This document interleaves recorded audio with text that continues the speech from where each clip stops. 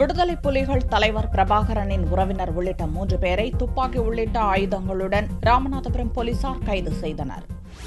ராமநாதபுரம் மாவட்டம் உச்சிப்புளி வடக்கு கடற்கரை பகுதியில் திங்களன்று இரவு சந்தேகிக்கும் வகையில் 3 பேர் காரில் அமர்ந்திருந்தனர். ரோந்து வந்த போலீசார் அவர்களை விசாரித்தபோது தப்ப முயன்றனர். அதன்பின் நடந்த விசாரணையில் மூவரில் ஒருவர் இலங்கை யாழ்ப்பாணத்தைச் சேர்ந்த கிருஷ்ணகுமார் என்பது தெரியவந்தது. விடுதலை புலிகள் அமைப்பில் முக்கிய பொறுப்பு வகித்த இவர் புலிகள் தலைவர் பிரபாகரனின் உறவினர் என்பதும் தெரியவந்துள்ளது. அவரையும் உடனிருந்த தங்கச்சி மடத்தைச் சேர்ந்த ராஜேந்திரன், நாகச்சியைச் சேர்ந்த சசிகுமார் ஆகியோரை போலீசார் கைது செய்தனர். அவர்களிடமிருந்து துப்பாக்கி, 75 கிராம் சைனட் குப்பி, 300 கிராம் விஷம், GPS கருவி மற்றும் ஏராளமான மொபைல் போன்கள், 1 லட்சம் ரூபாய் பணம் ஆகியவை பறிமுதல் செய்யப்பட்டன. இலங்கைக்கு அவர்கள் படகில் செல்ல திட்டமிட்டிருந்தது தெரியவந்தது. உச்சிப்புளி போலீஸ் ஸ்டேஷனில் வைக்கப்பட்டுள்ள அவர்களிடம் வேறேதும் சதித்திட்டம் உள்ளதா என்ற கோணத்தில் மத்திய உளவுத்துறை, கியூ பிரிவு போலீசார் உள்ளிட்ட போலீஸ் உயர் அதிகாரிகள் விசாரணை நடத்தி வருகின்றனர்.